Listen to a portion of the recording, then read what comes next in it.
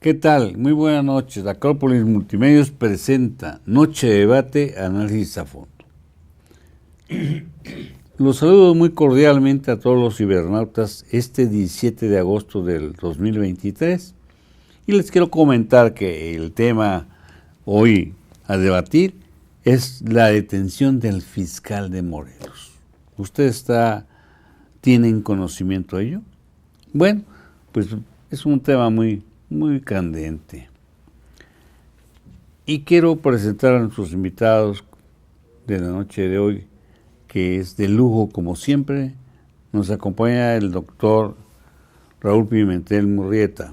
¿Qué tal, doctor? Buenas noches. Muy buenas noches. Y magistrado en retiro del Poder Judicial del Estado de Veracruz,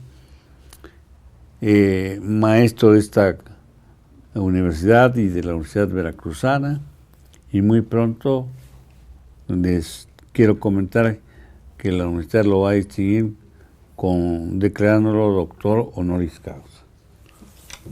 Mi querido, nos acompaña también el doctor Víctor Lozano Vázquez. Gracias, doctor, por la invitación, doctor. Muy amable. Aquí es presidente del Colegio del Foro de Abogados del Estado de Veracruz y abogado postulante y catedrático de esta casa de estudios. Bienvenido. Y como siempre, mi compañero de siempre desde hace más de una década, el doctor Carlos Antonio Vázquez Azuara. Buenas noches. Buenas noches, doctor. Él es director del Instituto Interdisciplinario de Investigaciones de la Universidad de Jalapa, investigador de la Universidad Veracruzana y investigador SNIT, quien es co-conductor de este espacio informativo. Gracias, doctor. Muy buenas noches. Vamos a dar inicio a nuestro panel de preguntas y la primera... El video, doctor, sí, el video. ¿Dónde? Tenemos un video.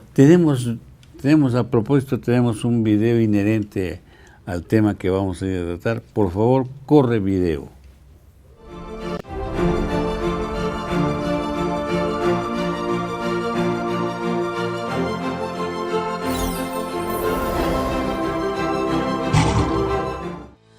Hace unos días fue detenido el fiscal de Morelos, Uriel Carmona Gándara, por agentes de la Fiscalía General de Justicia de la Ciudad de México, por su probable participación en delitos contra la Procuración y Administración de Justicia, específicamente en el feminicidio de Ariadna Fernanda, perpetrado en octubre del año pasado. En aquel entonces, el señalado afirmó que el deceso fue resultado de intoxicación alcohólica y no había signos de violencia, pero una segunda necropsia, ordenada por la Fiscalía Capitalina, arrojó que la muerte fue por traumatismo múltiple. A través de un comunicado, la Fiscalía General del Estado de Morelos informó que tras la detención de Uriel Carmona Gándara, Carlos Andrés Montes Tello llegó a suplirlo, quien se desempeñaba como fiscal regional de la zona metropolitana.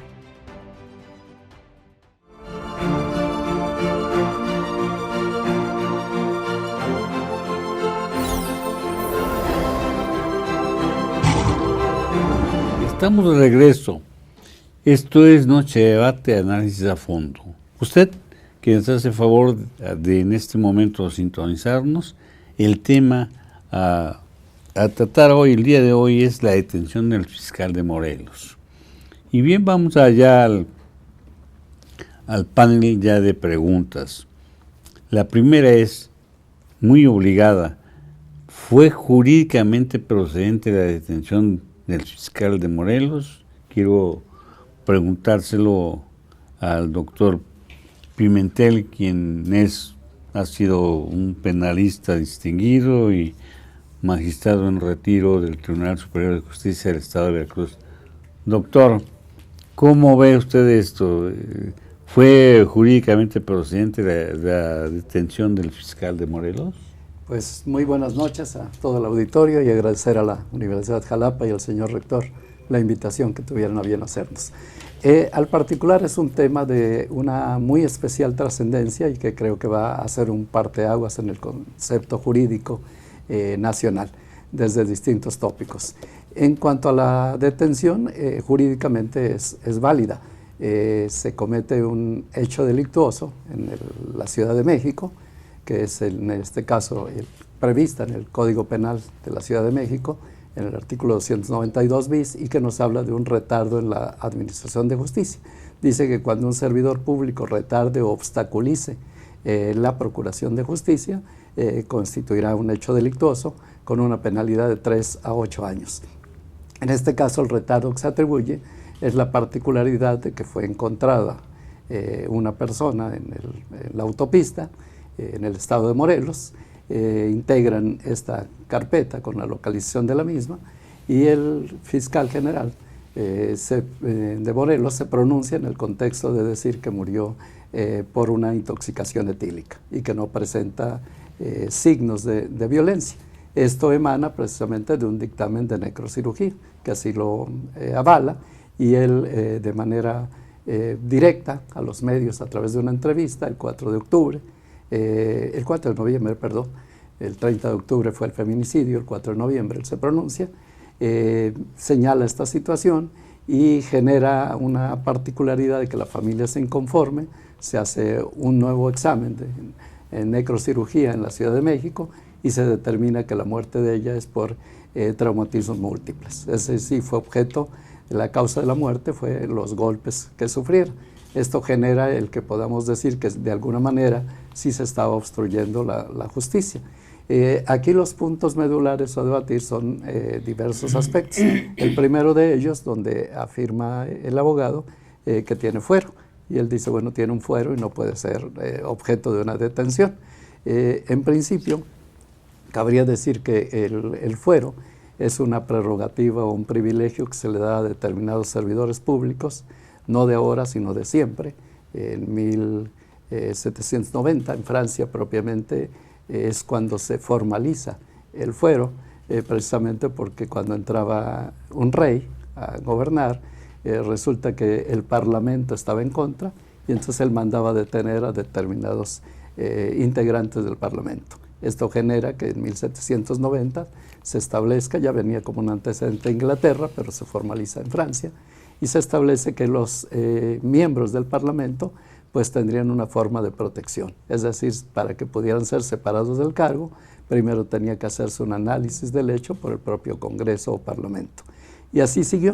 Y en México, pues solamente han sido casos muy especiales y muy contados, los cuales registra ya los análisis históricos, y en los cuales se ha manejado el desaforar a la persona, y entre ellos pues tenemos 3 casos emblemáticos. Iniciamos en 1983 con Jorge Díaz Serrano, que había sido director de Pemex, y cuando es senador es separado del cargo precisamente a través de una declaración de procedencia. Posteriormente, Andrés Manuel López Obrador también es objeto de una separación del cargo, precisamente a través de una declaración de procedencia del Congreso. Y finalmente también René Bejarano era diputado y también fue objeto de esta situación. Esto genera que se haya dicho que todas las autoridades, cuando tienen un nivel elevado y tienen un rango constitucionalmente protegido, tiene que haber una declaración de procedencia. Entonces, esto es lo que se denomina el fuero. El fuero era un privilegio o un derecho especial para que no pudiera ser juzgado como cualquier otro ciudadano. Posteriormente esto avanzó y se declaró que realmente no era fuero, sino era una inmunidad parlamentaria, si eran diputados, o inmunidad procesal para los demás servidores públicos. Dentro de esta inmunidad procesal, lo primero que se discute es si el fiscal tenía o no esa inmunidad. Si nos vamos a la Constitución, el artículo 111 de la Constitución, en su 5º párrafo, señala que efectivamente sí tenía inmunidad, porque nos dice que las autoridades locales, pero nos habla también de los organismos autónomos, y él como fiscal era autónomo, por lo tanto sí tenía inmunidad. Bajo esta situación, a él pretenden quitarlo del cargo. En el 2020 inician ya un procedimiento en su contra y dicen que porque él no había cumplido con el protocolo del examen de confiabilidad. Deciden quitarlo del cargo. Estamos hablando ya de hace 3 años que ya viene dándose esta situación. Sin embargo, en esta hipótesis, la Cámara de Diputados inicia la declaración de procedencia en su contra, pero el Congreso de Morelos dice que finalmente, aun cuando hayan declarado la procedencia y libren una orden de aprehensión, dicen que no procedía en atención de que el Congreso de Morelos no había aprobado la misma. Y el 111 dice que la Cámara de Diputados hará la declaración de procedencia, pero la remitirá al Congreso local para que la ratifique y determine lo conducente. Esto genera que haya una controversia constitucional. El Congreso de Morelos plantea una controversia, dice, oye, Suprema Corte, me están quitando atribuciones y lo quieren quitar sin que me hayan dado a mí la oportunidad de participar. Y finalmente la Corte lo viene resolviendo en el mes de julio, el 13 de julio de este año, es decir, muy recientemente, todavía ni siquiera sube la ejecutoria, y dentro de ella la Corte dice que sí tiene fuero, pero para delitos de carácter federal. La Corte dice, bueno, en tratándose de delitos de carácter federal, que así lo señala la Constitución, él tiene un fuero y en consecuencia sí se requiere una declaración de procedencia. Sin embargo, la forma en la que él es detenido es por un delito del fuero común. Consecuentemente dicen, bueno, él no tenía la protección, pero para delitos de carácter federal, no para delitos del fuero común. Es un primer presupuesto. El segundo presupuesto que se genera es que el abogado señala que hubo toda una serie de circunstancias para impedirlo.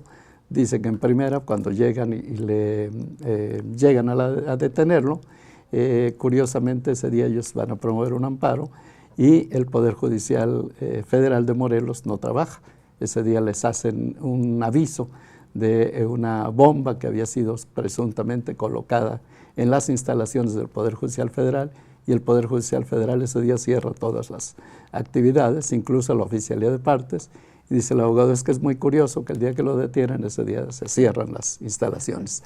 Pero finalmente el hecho es de que él sí se pronuncia en el contexto de decir que no hay un feminicidio, cuando los datos probatorios nos muestran que sí existe. Y esto se corrobora porque no solamente está el dictamen de los peritos de la Ciudad de México, sino también hay un dictamen de la FGR en ese mismo sentido. Y aparte de eso, se recibe una entrevista de 2 policías que fueron quienes acudieron al momento del levantamiento del cadáver. Ellos hicieron un informe de policía homologado en determinado sentido y dicen que cuando estaba integrando la carpeta en Morelos, se los cambian y quieren que firmen otro distinto. Es decir, esto nos lleva a decir que sí había la intención de encubrir lo que sí había sido la privación de la vida de esta joven y que había una protección de por medio. Consecuentemente, culminó esta etapa señalando que presuntamente si hay un hecho delictuoso, hay una probable participación porque él públicamente da a conocer que no existe ningún delito de por medio y finalmente él sí tiene el carácter de servidor público. En la siguiente parte tendremos que ver ya el hecho delictuoso en sí, porque el abogado viene diciendo algo también muy interesante. Viene diciendo el 292 del Código Penal de la Ciudad de México, dice que los servidores públicos incurrirán en obstrucción de justicia cuando la retarden. Dice, pero se está refiriendo a los servidores públicos del Estado de México. Y él no es servidor público, perdón, de la Ciudad de México. No es de la Ciudad de México, él es servidor público del Estado de Morelos. Pero concretamente, en cuanto a la detención, hay una carpeta, hay un hecho delictuoso y hay una probable participación. Me parece que la detención jurídicamente es correcta. Muy bien. Buena aseveración del doctor Pimentel Murrieta, porque pues con esa experiencia y la conocencia que tiene dentro de del Tribunal Superior de Justicia y donde fue juez, fundamentalmente juez penal, ¿verdad? Juez de lo penal, pero sí nos queda duda de ello, ¿por qué entonces un funcionario como él, como lo que era el procurador de Morelos, pues no atiende, no ve todas las razones, no es meticuloso en en las consignas, ¿no? Entonces, ¿cómo lo ve, doctor Vázquez? Gracias, doctor. Suárez. Pues después de esta espléndida explicación y radiografía del caso concreto que nos da el doctor Pimentel, yo quiero abonar que efectivamente lo vimos en los medios de comunicación. El fiscal, ahora exfiscal de Morelos, sale a declarar a los 4 vientos que había evidencia científica de que la joven había fallecido por intoxicación etílica, que prácticamente ella misma se había provocado la muerte por una negligencia y que prácticamente el consumo del alcohol era lo que lo había llevado a la muerte.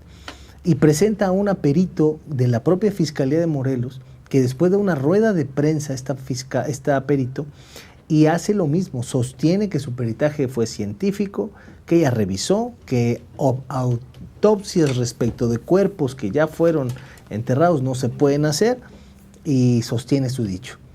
Entonces, pero resulta que al poco tiempo de que dicen esto, la Fiscalía de la Ciudad de México presenta unos videos a la opinión pública en donde con claridad se ve que los perpetradores probables responsables del acto delictivo llevan el cuerpo ya aparentemente sin vida a través de unos pasillos, a través de un elevador y a través de un estacionamiento. Y prácticamente lo van a tirar a Morelos. Es decir, el lugar del hallazgo y el lugar de los hechos era distinto.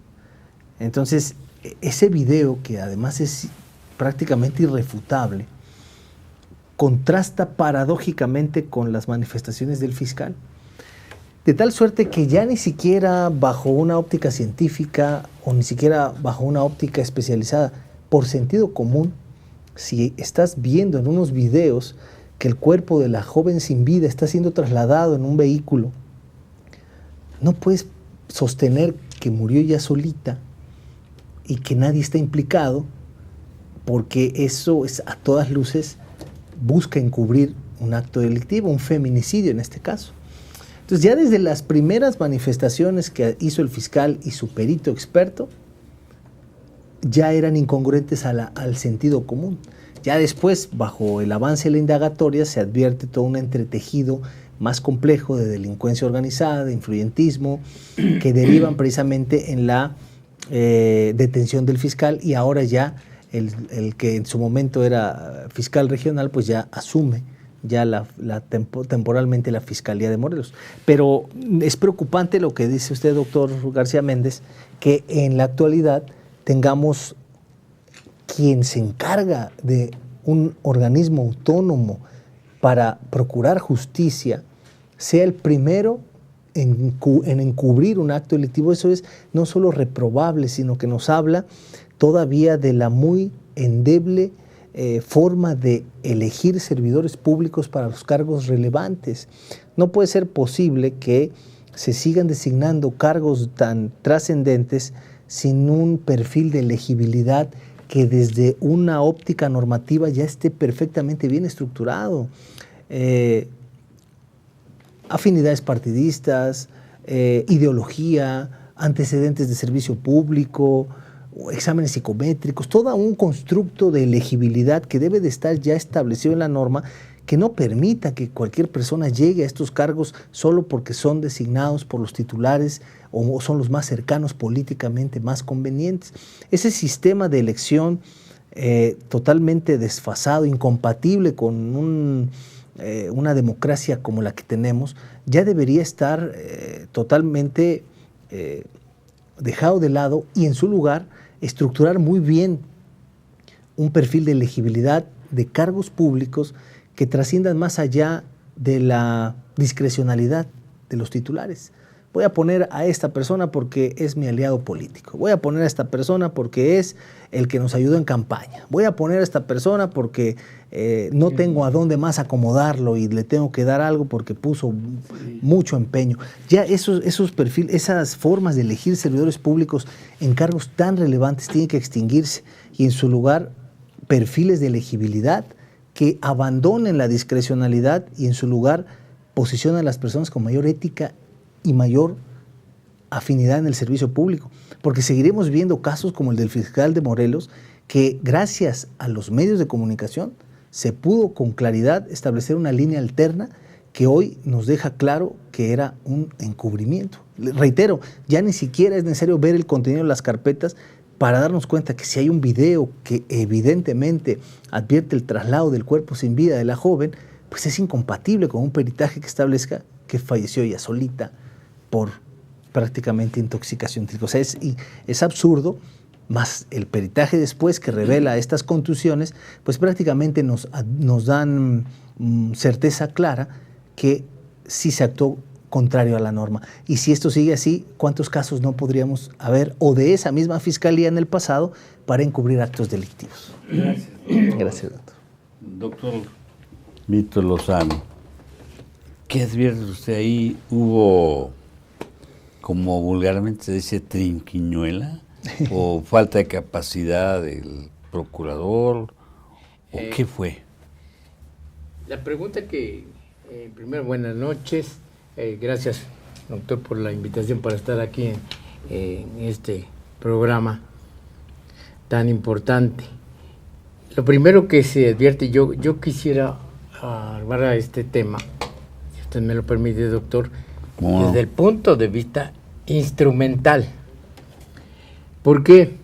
Porque para mí que faltan muchas líneas de investigación que se deben de atender y que se debieron de atender en su momento, como para decir, Pedro, Pablo, quien sea, es responsable. ¿Por qué no nada más delito? Interviene el procurador, sino un grupo exacto. de personas?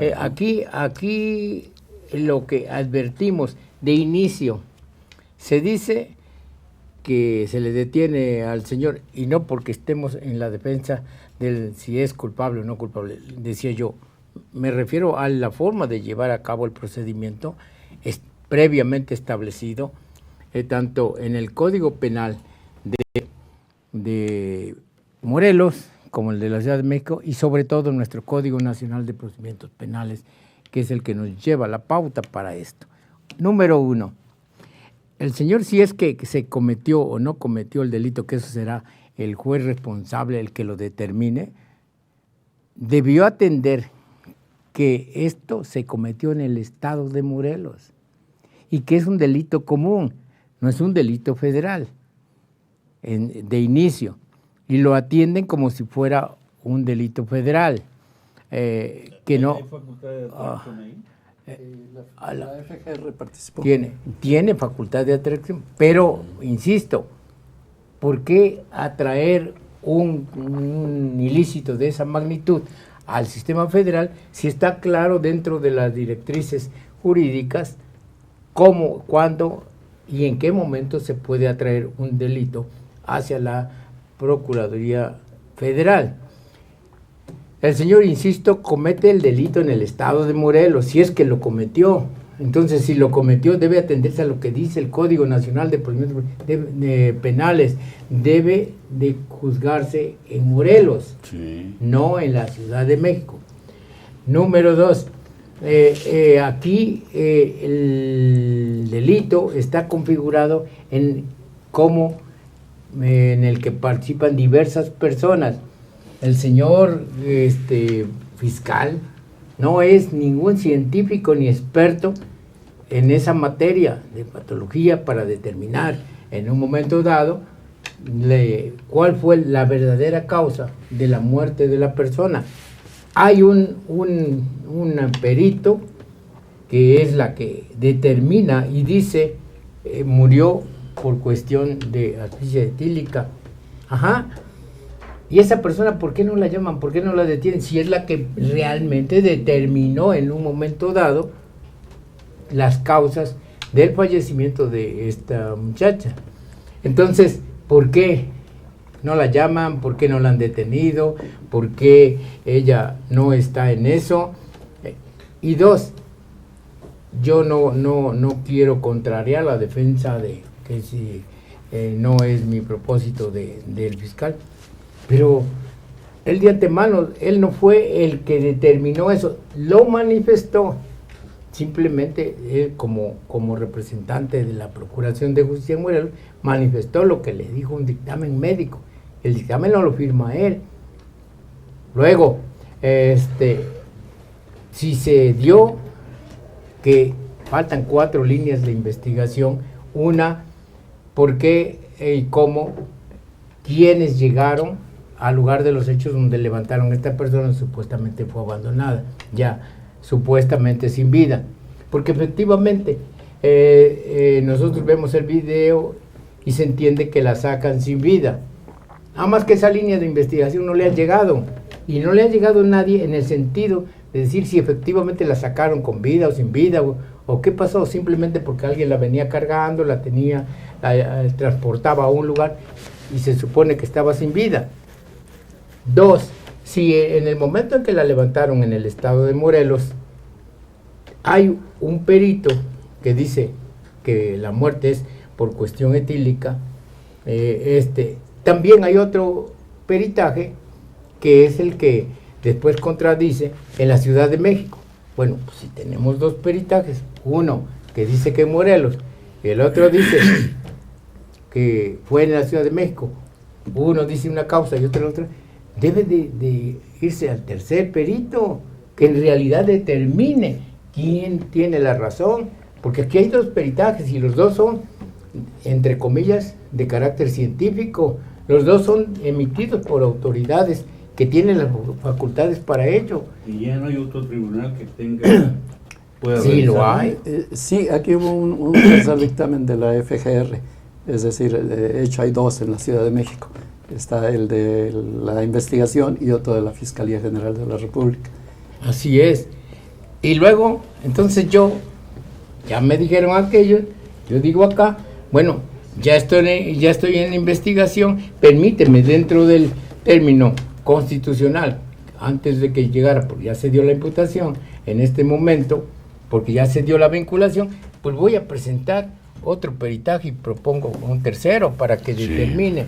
Pues digo que faltan varias líneas de investigación, doctor, y la otra más importante es lo que hace un rato decía y explicaba el magistrado Pimentel, lo del fuero, que el fuero es para delitos federales, correcto.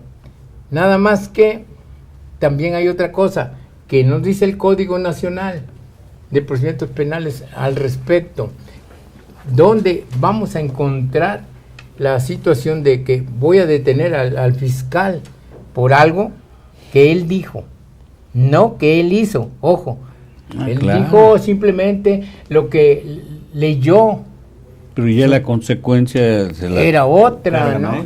Sí, entonces, creo yo que, le repito, tomando en cuenta el procedimiento, que es a lo que me refiero, no a la culpabilidad o alguna excluyente de responsabilidad, creo que faltan líneas de investigación y sobre todo, creo que no se han aplicado las leyes como debe de ser, porque él si supuestamente cometió el delito está en Morelos. ¿Dónde debía de juzgarlo a él? En Morelos. Claro. Porque él no dijo eso en México. Y ya lo requirieron a la Ciudad de México. No, está detenido allá, siguiendo el procedimiento en México, pero la pregunta es, ¿qué nos dice la Constitución General de la República? ¿Dónde se debe de juzgar a las personas? En el lugar donde se cometen los ilícitos. Debe haber jurisprudencia al respecto también, ¿verdad? Sí, aquí nada más complementando, es que hay 2 tipos de competencia. La competencia que correctamente dice el doctor Vito Lozano, el lugar donde se comete el delito, pero también el lugar donde surte efectos. Es decir, en este caso había una carpeta de investigación en la Ciudad de México por el feminicidio. Había otra carpeta de investigación en Morelos, que es el lugar donde se localizó. Entonces la de Morelos se la mandan a la Ciudad de México, que la está integrando. Los delitos pueden ser cometidos en el lugar o pueden surtir efectos. Por ejemplo, si yo falsifico una moneda en Jalapa, pero la moneda la circulo en la Ciudad de México, la competencia es de la Ciudad de México porque es el lugar donde está produciendo los efectos. Aquí lo que dice la Ciudad de México es la particularidad de decir, bueno, sí es cierto que lo cometiste en Morelos, pero cuando me mandaste la carpeta, lo que obstruiste fue lo que yo estaba investigando en la Ciudad de México. Es el primer punto de referencia que señala. Y el segundo aspecto es que no podía ser investigado en Morelos por una razón muy simple. Si él era el fiscal general del Estado, ¿cómo se investiga a sí mismo? Conflicto no podría investigarse a sí mismo. ¿Y eso dónde está? ¿Quién lo debe de resolver? El tribunal, ¿no? A fuerzas. Tiene que ser el tribunal y tiene que ser otra persona para que determine en un momento dado si la persona no es está facultado o no puede investigarse a sí mismo, como bien lo dice, pero tiene otra línea que se llama la directora de investigaciones ministeriales y tiene otra, es algo incoherente, ojo, incoherente entre leyes, que se diga en un momento dado, si no lo hace el procurador, porque él es el acusado, sí es cierto que en un momento dado está la Dirección General de Investigaciones Ministeriales, y si vamos más abajo, de acuerdo a la ley orgánica del Estado de Morelos, cada fiscal es responsable de sus propias investigaciones, como aquí en Veracruz. Aquí tenemos en Veracruz que primero está el fiscal investigador, que ahora le nombran y luego tenemos, después de él, tenemos al fiscal de distrito, y después tenemos al fiscal regional. Entonces, sí hay cómo llevar a cabo esas investigaciones, sin embargo, se entiende por qué razones no las llevan a cabo. Vamos a ir a un corte que es breve y regresamos.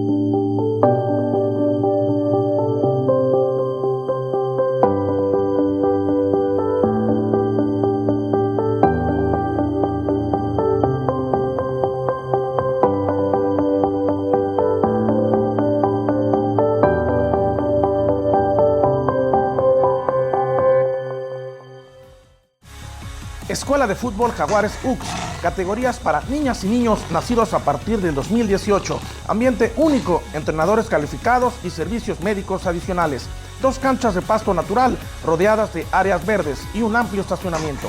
Entrenamos lunes, miércoles y viernes de 5 a 7 de la tarde. Informes en Paseo del Pedregal número 3, fraccionamiento Pedregal de las Ánimas en Jalapa, Veracruz. Teléfono 2281-7244-69. ¿Estás listo? Tenemos un lugar para ti. Saca la garra. Escuela de Fútbol Jaguares UX.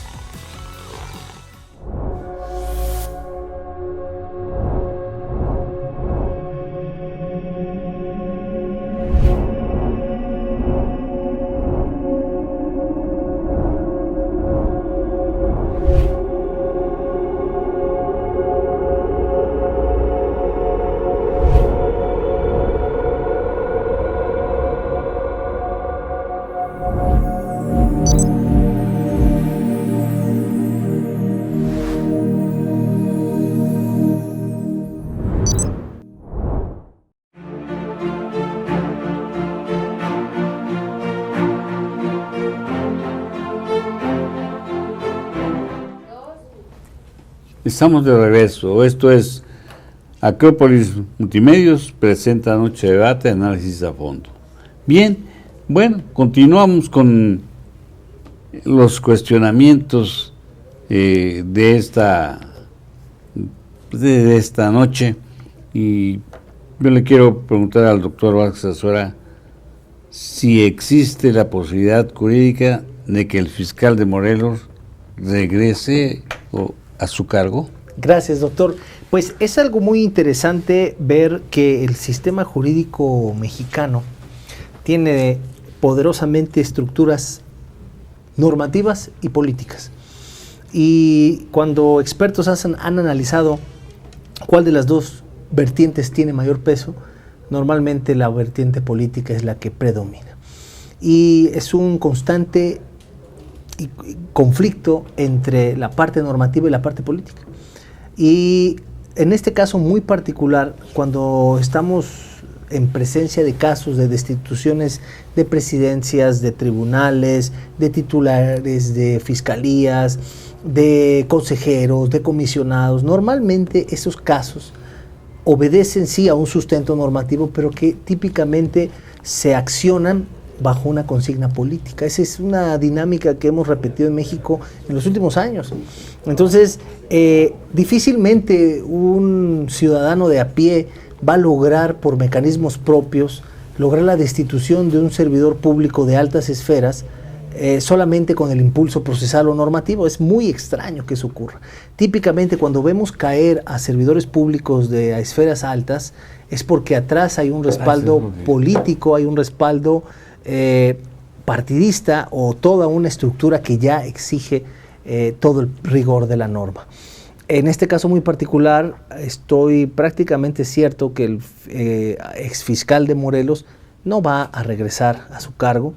Todavía versan sobre él otras investigaciones. Yo entiendo que debe ser un problema de carácter político, ¿no? Sí, el trasfondo es político. Sí, el caso de Ariadna en realidad llamó la atención de la opinión pública, indignó a todos y a todas. Pues cómo no. Y es terrible y reprobable, pero el caso por sí solo no hubiera dado como para esta destitución. Ya tenían todo un constructo previo de este fiscal, tan es así que... Así es. No, porque las personas, las mujeres no tengan quien les dé un consejo, pero de ahí deben tomarlo, de todo esto. Es correcto. Deben tomar pues, providencias de con quién andan, exacto, dónde van, sí. A quién le confían sus cosas personales. Así es, doctor. Y eso pasa porque se encuentran con cada delincuente. Así es. Que no les importa, ¿no? Entonces sí. hay que cuidarnos, cuidar los que tenemos hijas, los que tenemos hermanas, sí. Y lo que no, pues cuidar a las mujeres que son la esencia de nuestro ser, ¿no? Totalmente de acuerdo, doctor, porque en este caso muy particular ocurre lo que usted dice. Fueron personas que ella conocía, donde se da en un entorno que aparentemente era un entorno seguro, pero con personas que se dedicaban a cuestiones que según lo que se reveló en medios, pues en realidad estaban asociados ya a cuestiones delincuenciales. Entonces ya ahora es muy importante que no se ceda en reuniones que pudieran derivar en este tipo de circunstancias. Y por un lado, y por el otro, al mismo tiempo, el fiscal ya contaba con una extradición autorizada por la Secretaría de Relaciones Exteriores a solicitud de Estados Unidos. La frenó con un amparo, pero la línea sigue. Y seguramente sobre este caso van a versar una más. fichita, ¿no? Perdón de la expresión, como normalmente se conoce. ¿No? Así es. Entonces, un fiscal que tenía en contra a los morenistas, al gobernador de Morelos, a Cuauhtémoc Blanco, que ya tenía encima todo un antecedente que lo asociaba a cuestiones delictivas y el reproche del país norteamericano vecino, pues culminaron en su destitución. Este caso fue la gota que faltaba para derramar el vaso y prácticamente puedo decir que la posibilidad de que él regrese a dirigir la Fiscalía del Estado de Morelos es prácticamente nula. No habría ya una visión, políticamente sería improcedente y jurídicamente incorrecto. Pero Pues además, ya. doctor, Sí. aquí hay algo muy importante. ¿Dónde están los posibles actores del homicidio o en feminicidio? ¿Dónde están? Pues, es decir, ahí había varios. Pues ahora sí, como es, ya se hicieron bolas. Y ahora parece que nomás lo que interesa es la situación del procurador, del exfiscal. Ya no interesa en realidad. Pues para quién distraer Exacto. a todo Lo que usted mundo. decía, ya esto ya se volvió político. ¿Por qué? Porque también lo que debe de interesarle a los familiares de esta muchachita que la privaron de la vida es quién fue, dónde está. Sí, mira, pero ahí, no por echar, yo soy padre de familia también, pero tenemos que ser muy cuidadosos los Sí. padres de familia. No, ella se porta muy bien y tiene que... No es ella, es los de enfrente, donde va a estar, con quién va a ir, o con quién se va a encontrar, porque desgraciadamente andan muchos delincuentes Sí, cazando a esas muchachas, esas mujeres, ¿no? Así es, correcto. es correcto. Y más tomando la hora en que sucedieron los hechos, Sí. con quién estaba, dónde estaba. Y eso es lo que no ha salido todavía a la palestra, de determinar esas personas porque ya sí saben quién cometió ese sí, hoy dicen, pues mi padre todavía tiene modales antiguos, que no quiere que salga yo, no quiere que vaya, ¿no? Pero no, es que todo el peligro que representa todo esto. Sí, yo coincido porque efectivamente se le ha dado mucha atención a la detención del fiscal y quienes perpetraron el acto que están detenidos, pero pues efectivamente no se ha oído qué imputación tienen, cómo van las diligencias, cómo va la etapa de acusación, cómo va todo el constructo procesal que derivará eventualmente en la sentencia. ¿Cómo se les detiene? Pues por el video donde se advierte. Ellos todavía se atrevieron a ir al funeral de la joven, ignorando que había un video que los implicaba con claridad.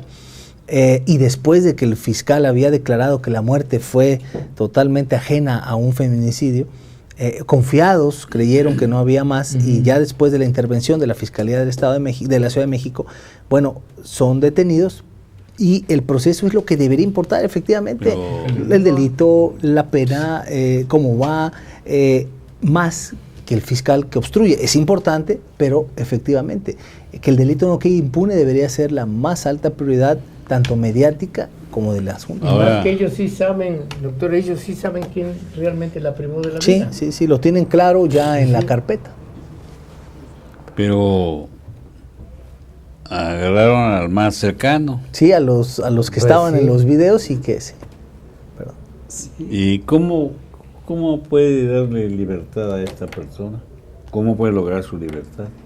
Bien, aquí hay dos puntos interesantes. El primero de ellos, complementando lo que decía para que el auditor lo tenga claro, no necesariamente el hecho delictuoso se comete, es decir, debe ser en el lugar donde lo cometió, sino dar sus efectos. Si ustedes recuerdan, por ejemplo, Mario Marín era gobernador de Puebla y está internado en el penal de Quintana Roo, porque ahí fue donde detuvieron a Lidia Cacho.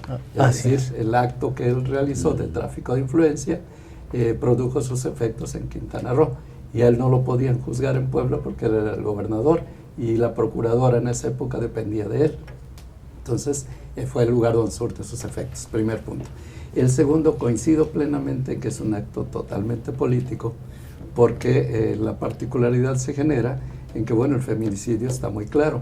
Dentro de esto, a la primera que detienen en esa rápida investigación es a Vanessa, la compañera que acompañaba a Ariadna. Y dice, bueno, pues la que estaba con ella y que estuvo precisamente en el lugar de los hechos y demás, es la que es detenida. Actualmente está vinculada a proceso. Y posteriormente, Rautiel, que es el empresario, él mismo se entrega en Monterrey.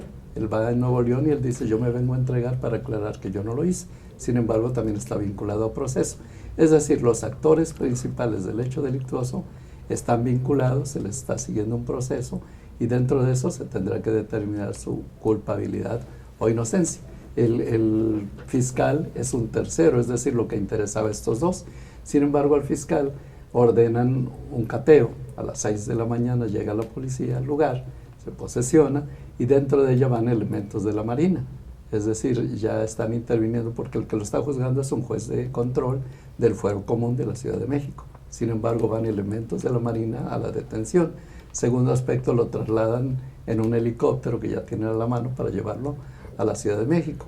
Y en cuanto a su privación de la libertad, ahí sí no estoy de acuerdo con el juez de control. Me parece que él debería de estar en libertad.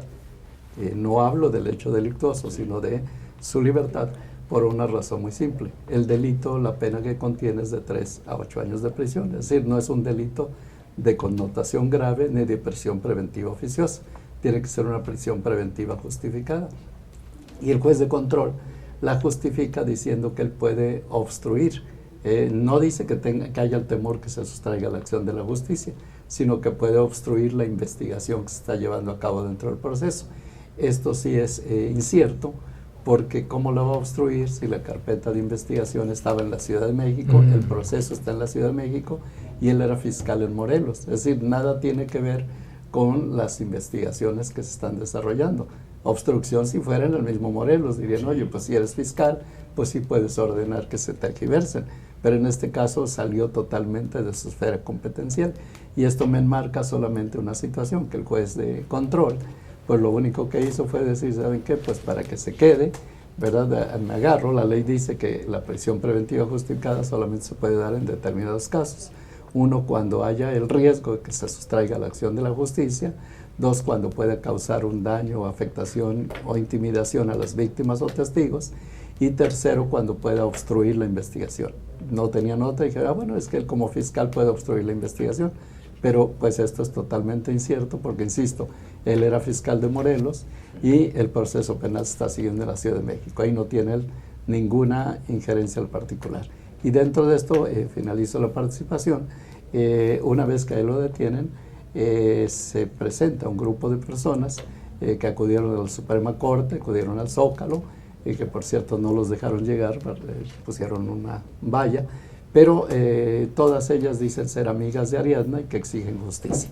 Y entonces presionaron para el efecto de que él se quedara, cuando en realidad la justicia estaría, pues no en el acto de él, porque finalmente no tuvo la trascendencia requerida, puesto que hubo una segunda necrocirugía que mostró otra cosa y trajo como consecuencia la detención y que actualmente estén privados de su libertad y en proceso los autores reales de ese feminicidio. Muy bien.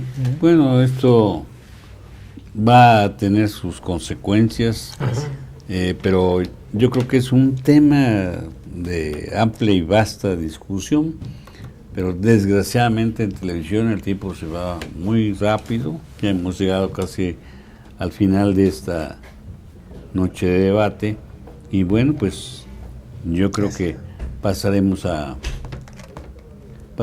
ya a las formular las conclusiones. Gracias, doctor.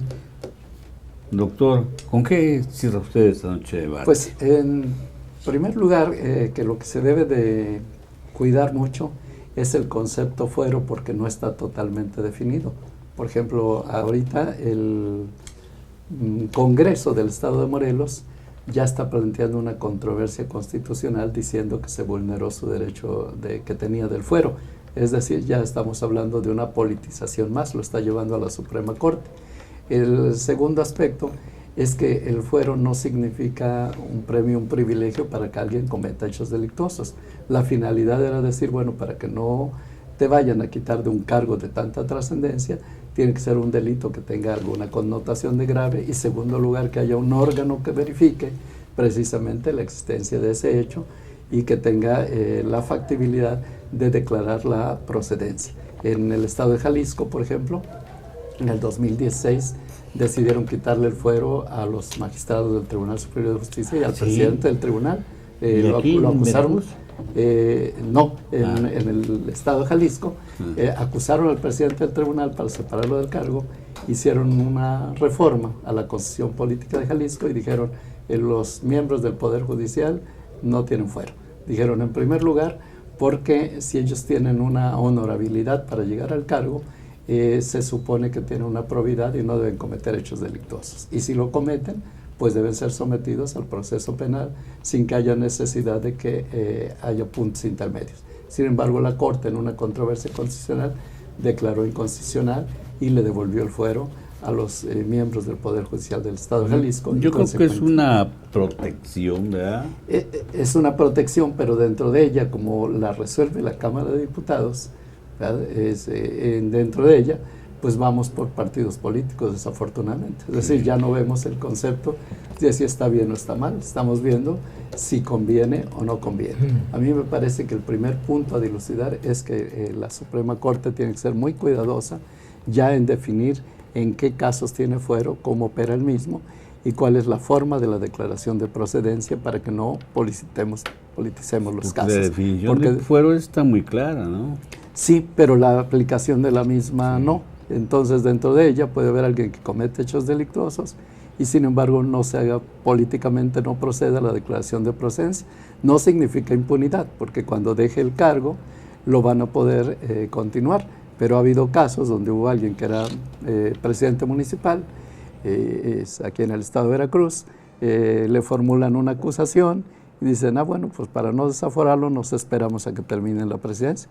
Pero cuando termina la presidencia es diputado. No, es diputado. Y cuando termina como diputado lo ratifican por otro periodo para diputado. Entonces finalmente puedo seguir manejando esta situación, llega un momento en que puede prescribir. Entonces, pues yo simplemente señalo que lo que debe de haber es una información pública más adecuada, una mejor codificación sobre el sistema de la protección a estos servidores públicos y que la Suprema Corte defina, porque el artículo 111 constitucional es confuso en su contexto. Muchas gracias, doctor. Una muy explícita explicación. Doctor Vázquez Azuara, tenemos que agradecer algunos saludos, sugerencias o lo que sea, ¿eh? Así es, estimado doctor. Pues, queridas y queridos cibernautas, les queremos agradecer como siempre por la gentileza de sintonizarnos en Acrópolis Multimedios en esta noche de debate, análisis a fondo, y por supuesto que en esta modalidad que tenemos de noche de debate vamos recogiendo los comentarios, puntos de vista y opiniones a lo largo de la semana a través de los diferentes mecanismos de comunicación, vía WhatsApp, vía mensaje directo a través de la plataforma de Facebook Live, también a través del correo electrónico y del WhatsApp personal de los conductores. Vamos recibiendo las felicitaciones, comentarios y puntos de vista, y queremos agradecer al doctor José Manuel de Alba de Alba, que nos felicita por los temas y que por cierto va a estar con nosotros el próximo jueves en esta noche de debate. También agradecemos los saludos y comentarios que nos da el doctor David Quitano Díaz, por cierto, que nos felicita por el programa. Luis Marlio Silva, que también es fan destacado, nos manda a felicitar y nos agradece siempre por los temas que se manejan en esta noche de debate. Saludamos a Carlos Lobato, que también nos sintoniza de manera frecuente, y Luisa Ortega, que nos felicita por los temas de actualidad que se maneja en noche de debate. A todas y todos, muchas gracias por la generosidad de escribirnos, y recordándoles que en la semana estaremos siempre recogiendo los puntos de vista, opiniones y comentarios, y darlos a conocer en las emisiones posteriores, como es el caso que nos ocupa, doctor García Méndez. Muchas gracias, doctor Vázquez.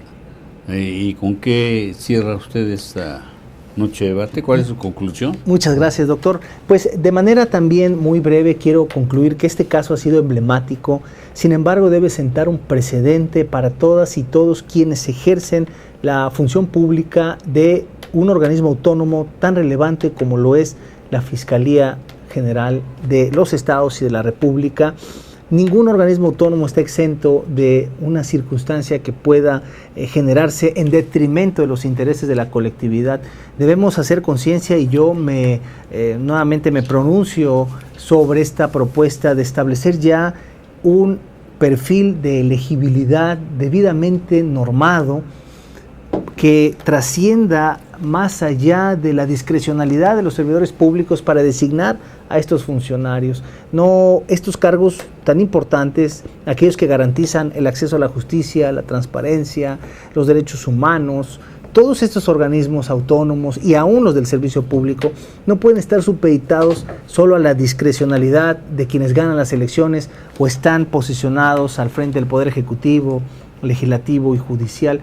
Tienen estos cargos que estar exclusivamente generados para un perfil debidamente estructurado en la norma, un perfil de elegibilidad. Mientras no tengamos eso y los cargos se sigan ocupando con base en la propuesta de los titulares por amiguismo, por relaciones políticas, porque te ayudaron en la campaña, nunca vamos a ver en realidad un trasfondo, y vamos a seguir viendo estos casos terribles, que no es el único. Por ello hago votos porque en nuestro sistema jurídico y político mexicano se estructure un perfil de elegibilidad de estos tan importantes cargos que priorice por sobre otras cuestiones la ética, la moral, los valores y por supuesto también el conocimiento para el ejercicio de estos cargos públicos. Muchas gracias, espléndido. Gracias. Doctor Vito, ¿con qué cierra usted esta noche de debate y cuál es su conclusión? Gracias. Bueno, pues en primera que ojalá y ya se ponga atención tanto en la Procuración como en la Administración de Justicia y regresemos a nuestro Estado de Derecho, que en este momento está totalmente desquebrajado, no se le encuentra ni pies ni cabeza debido a la serie de violaciones que se dan, como en este caso que se atendió hoy en este programa. El artículo 20 constitucional, con su reforma que tuvo en el 2008, doctor, es clarísimo cuando dice: se reforma el nuevo proceso penal acusatorio y oral para el efecto de que los culpables estén en la cárcel y los inocentes estén en la calle. Pero el objetivo principal de esta reforma y también del Código Nacional de Procedimientos Penales, cuando se da el apartado B a favor de un imputado, acusado o de la víctima del apartado C, cuando le crea una... Alguien que tiene fuero, ¿no? Jurídico, exacto. Era con la finalidad de que no sucediera como ahorita. Aquí se puntualizó en un momento dado, y lo mencionaba también el doctor Pimentel, no encontramos, al menos nosotros como abogados, la justificación para que el señor esté detenido, puesto que se trata de un delito en que no está justificada la prisión preventiva justificada. En este caso, oficiosa ya no existe. Entonces él por el delito cometido debía de estar, o presuntamente cometido, debía de estar en libertad. Está prohibida la prisión preventiva también, ¿verdad? Exacto. Y entonces él se encuentra privado de su libertad. Quiere decir que ya se violó lo que dice el artículo 20 constitucional. Claro. Está una persona ahí. Y la otra, ¿qué nos dice el Código Nacional de Procedimientos Penales? Al igual que la cuestión, la presunción, ojo, la presunción de inocencia. Doctor, ¿por qué, aparte de que no puede estar detenido porque le favorecen los derechos constitucionales, sus derechos humanos, como es el derecho a la libertad, todavía se le acusa y se le dice, tú vas a estar en prisión preventiva simplemente porque obstruiste o hay peligro de que se obstruyera la justicia? No es cierto, doctor. Entonces, y así pudiéramos nombrar. Ahorita tiene, y ahí va a estar una gran interrogante, tiene ahorita un problema con la extradición de la que él quiere y se le dice que es objeto. La solicita Estados Unidos, de inmediato la obsequia México, suponiendo sin considerar, como decimos nosotros los abogados, que se fuera, y entonces el delito que se cometió aquí, ¿qué es? Porque supuestamente sostiene la Fiscalía y sostiene el juez de control. ¿Qué importa más para la justicia? Exacto, ¿qué es lo que necesitamos?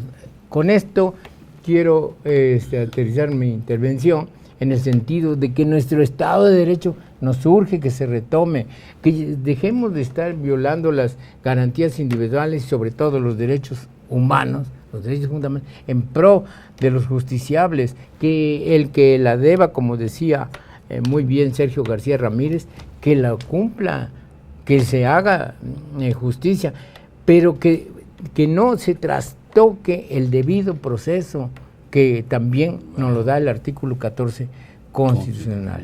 Con esto termino, doctor. Muchas gracias, qué espléndida participación de todos y cada uno de los gracias, doctor. Invitados de esta noche, y les agradezco mucho a todos y cada uno de ustedes, porque con eso se enriquece y se comprende mejor el tema que hoy nos ocupó. Gracias, doctor. Y por otra parte, pues quiero agradecerle al equipo de producción de Acrópolis Multimedios, que encabeza el doctor Héctor Montes de Oca. Muchas gracias, porque también ha sido espléndida su atención de todos y cada uno de los jóvenes que están aquí apoyándonos para transmitir este programa. Y bueno, pues a usted que nos sintoniza cada jueves, muchas gracias. Lo esperamos el próximo jueves a la misma hora de siempre. Buenas noches, pásela bien.